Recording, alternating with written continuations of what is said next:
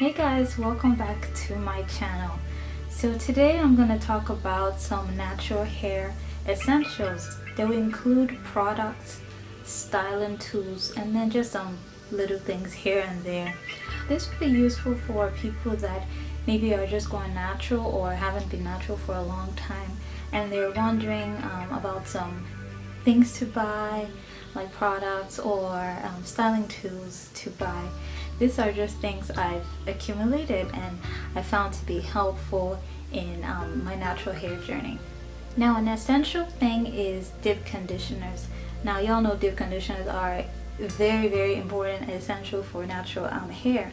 So just for instance, I love the Jamaican black castor oil. So I love this as a leave-in conditioner because it leaves my hair very moisturized. Another thing is a deep conditioning mask or any kind of deep conditioning treatment. So currently I have the yucca and plantain strengthening mask, and this is really good. Another thing that is important, I won't say as essential, but I think for those people that actually shampoo their hair, it's good to have a great shampoo that doesn't have sulfates, and preferably natural if possible, but mainly that doesn't have sulfate.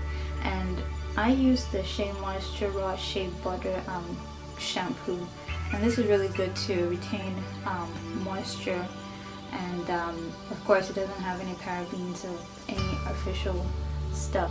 Another thing is oil. Now, every natural person needs some kind of oil, whatever is your preference, but you need it to seal in the moisture, and also it gives your hair a great shine too.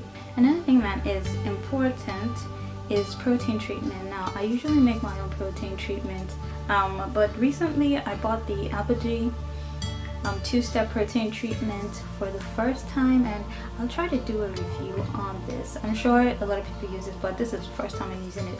But back to the point, it's essential for people with natural hair and people with all kinds of hair anyways to do protein treatment, especially if you have color in your hair or if you flat iron your hair or have some kind of chemicals in your hair. The next one that is, I'll say that a lot of natural people have, is some kind of gel. Now I don't have my Eco Styler gel with me because honestly I don't really use it, but this is the closest to a gel I have, which is my Elastic QP styling gel. And obviously it's good for those people that do wash and goes, or if you want to have a sleek look, then you could use some gel or some styling product. Edge control. Now, this is not, I wouldn't say this is essential, but for those people that like slick edges as well, edge control is good. I have it, but I don't use it that often. I don't really mind frizzy edges and all that. So yeah, this is good too. I'll say hairspray. Like if you have some kind of curls, a Willow set or something like that, and you want some volume, you could get a volumizing hairspray, or just to make your hair smell good, or to give your hair the body, volume, and shine. So yeah. So the next thing I'm going to talk about is styling tools. Now, I have a lot in this department. I think it's great and important to have rollers, and this is just an example of one of the kind of rollers that I have. I have it in this big size and in this smaller size, and these are great for giving you that diversity or changing up your hairstyles that you can use without heat. I think styling your hair without heat or minimizing heat is a great way to, give your hair that break from heat, and also to help your hair stay healthy too. Another kind of rollers that I have are perm rods. I love perm rods. I'll try to attach a picture of an example of a perm rod set that I did. I have it in a big size and I have it in a slightly smaller size. So just get the size that is suitable for your hair length and for the look that you're going for.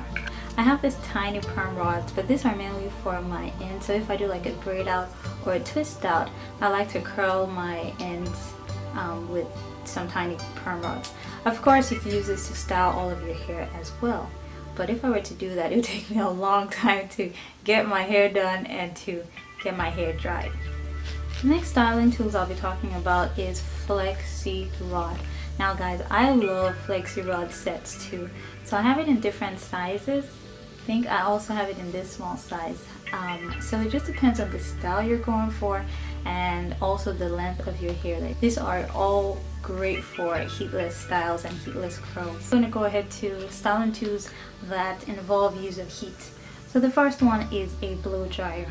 This is essential. I think it's a great idea to get ones that have different temperature, like cool air, medium heat, high heat. Another thing is, it's great to get ones that have different nozzles. Like this one is for diffusing, so for those people that do wash and goes, this is great.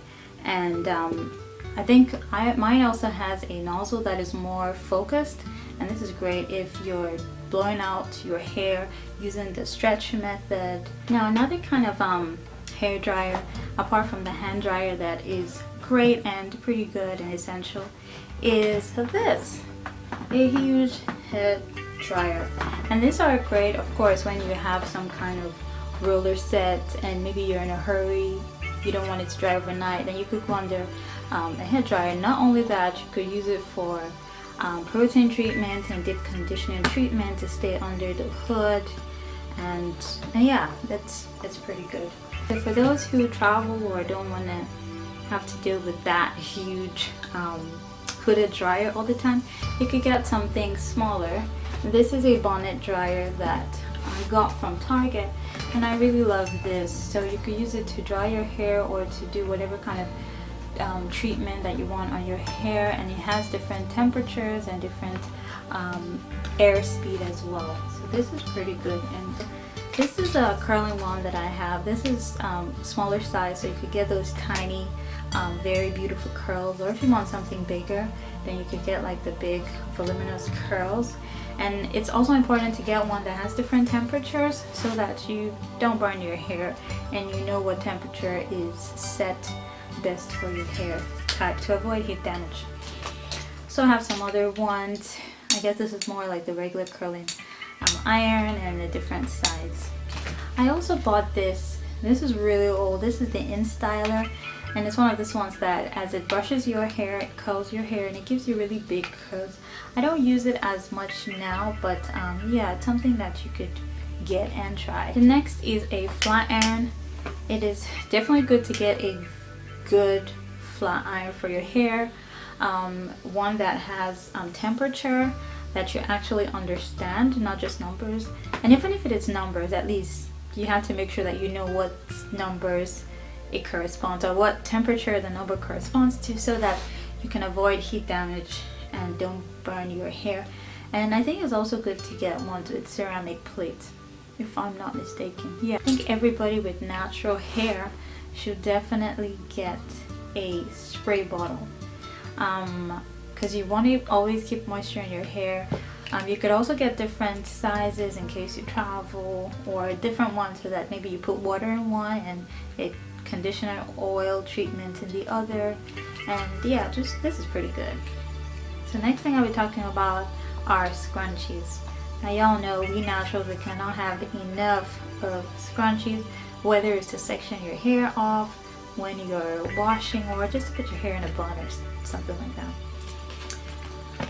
And bobby pins, of course. I can't even count or imagine how many bobby pins I've bought or that I have, and then they go poof in the air. Can't find them. You need a wide tooth comb. Well, okay, so for me, I usually finger detangle, but every now and then I use a comb, especially when I need a style that I need my hair to be fully detangled.